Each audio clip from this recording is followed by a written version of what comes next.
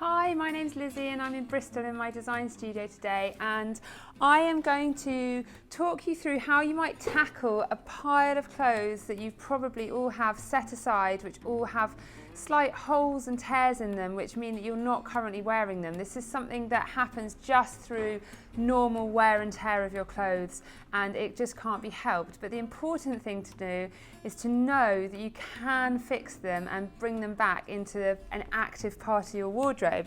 So I'm going to give you an introduction on lots of different ways to fix these things. First of all, I'm going to introduce you to this sparkly jacket. Now, I got this at a clothes swap the other day, and it was only when I got home that I noticed on closer inspection that there's actually a little tear in it. So I'm going to do this by hand, needle and thread. I've matched the colour up, but as long as it's roughly similar, you'll be absolutely fine. It's going to be quite invisible. Taking a double thread here, do a nice knot at the end. We're going to work from the inside to make sure that the knot we've made isn't going to be visible. And then what we're going to do is just bring those two sides of the holes together just with a couple of stitches. A couple more stitches. There we go. And then we're just going to tie that off. So make a loop, pop the needle through and pull it out. And then do that again, make sure it's nice and secure, like that. And then cut the rest of the thread off. Really quick fix. You now can't see the hole at all. On the inside we've got a tiny little scar, but it will stop that hole getting bigger and means that you can wear it. This is a beautiful wool jumper that's not been stored correctly, and what you can see here is moth damage. So this is a really common problem. Moths lay their eggs on our clothes if we don't store them properly over summer, which is when we're not really wearing our knitwear, and it's a time of year when the moths are most active. So what I'm going to do is show you how to do a simple knitwear darn. Again, I'm going to just take a few stitches. Now for this, you actually need a thicker type of yarn than the one I've just used. So I just used a standard cotton thread for the last one because it was a small hole. But this is on a chunkier knitted jumper. So this is a piece of darning yarn which you can source from any haberdashery, or you could use a wool if you have any leftover wool from a previous project. I'm just going to do a single thread on this, and I've used a much chunkier needle here because it's not going to damage the knitwear at all, and it's going to be much easier to work with this.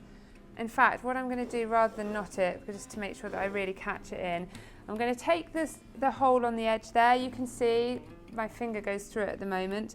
So I'm just going to put the needle in like that, and as it nearly comes through, when it's just near the end, I'm just going to tie a quick knot. It's a really good way to secure into knitwear so that the thread doesn't come through.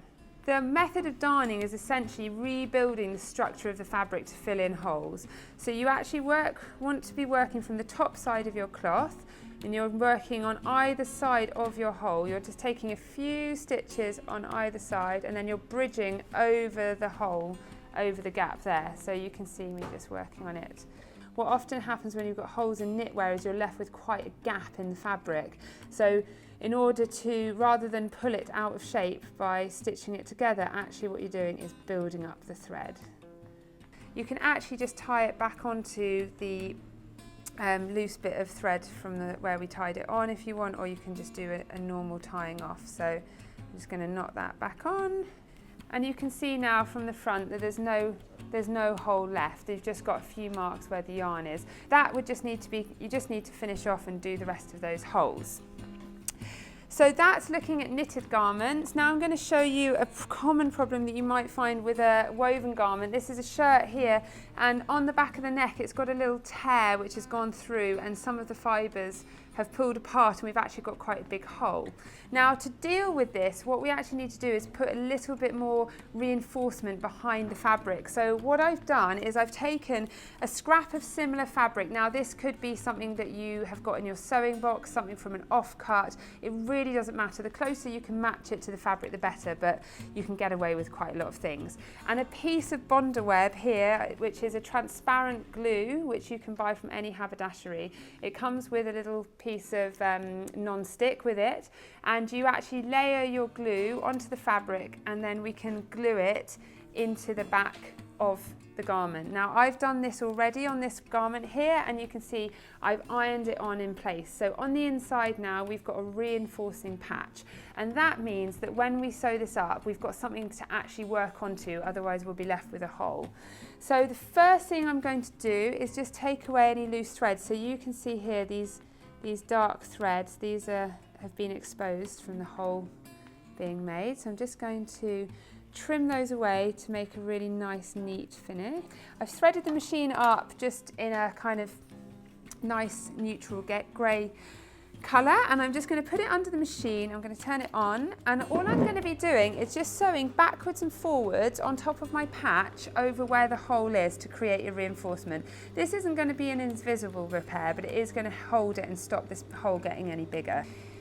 So forwards there, and just backwards and forwards using the reverse setting.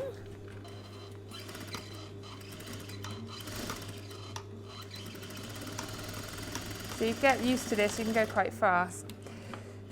So what we are left with at the end, once I've taken my loose threads away, is a really strong reinforcement from the top. So you can see, we can still see where the fault was, but now it's not going to get any bigger, and you can really build up with the grey thread and colour that in.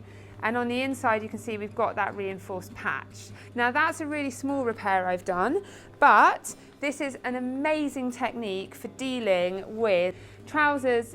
They work, they come back into your wardrobe, and again we've done it. This is another really common place to get a fault in a trouser is along the inside leg seams. And again, we've just used a reinforcement with a piece of denim on the inside, and you can see how that's created some extra strength. So the final repair I'm going to do in this series is to show you how to do something that is a little bit more covered up and chic than the last technique I showed you. So if you had something like a smarter jacket that had a hole in it, you might want to actually do a patching technique to keep it nice and neat. So this is a lovely blazer, but as you can see it's just got a snag in the elbow, something really easy to be done. You just catch it on something and it leaves it in a situation where you're not really going to wear it. Now you can source really easily from haberdasheries pre-made patches, or you could make elbow patches out of anything that was felted or tightly woven. So all you need to do for this technique is just pop your hand inside the sleeve so that you can get your hand between the two sides of the sleeve, and then you just need 4 pins. So we're going to pin it in each 4 quarters just to hold it in place. Now it's really advisable once you've pinned it to try it on, just to make sure that it absolutely does fall right on your elbow and it's nice and straight. I'm just going to get my light in the right place, and we're going to go in from the top of the shoulder rather than from the cuff, because we've got more space to maneuver there. So we're going to lift the foot up on the machine, and we need to work all of that fabric in till we get to inside our sleeve to where our patch is, and we just need to negotiate the lining by keeping it as close to the outer fabric as possible. Just as usual, couple of backward stitches to keep it nice and secure, and then it's very simple, just sewing round but keeping all of the excess fabric out of the way. Take your pins out as you go, you don't want to sew over your pins. So it is a large amount of material to keep moving out of the way, so just take your time and just keep slightly moving it. As you're sewing around the panel, just keep that bulk of excess fabric out of the way. So I've chosen navy just to match the navy jacket because I like to wear this for quite smart occasions, but if you wanted to do something a little bit more creative, you could go for like a tweed on a plain jacket or a plain patch on a tweed jacket. So I don't think it matters that if whether or not they exactly match, and you know, they're often sewn on new garments as a style feature. Just back to where we started sewing, and I'm just keeping the stitch line nice and near the edge of the elbow patch, about ½ centimetre in. It's up to you really, that's just whatever's easiest for you. So I've just done a back tack, and now I'm going to cut the loose threads, and here we have the elbow patch sewn on. So it's got a really nice suede texture against the jacket, it's held in place, and that's going to support the sleeve of the jacket, make sure that the hole doesn't get any bigger, and mean that you can start wearing it to meetings and back into work again.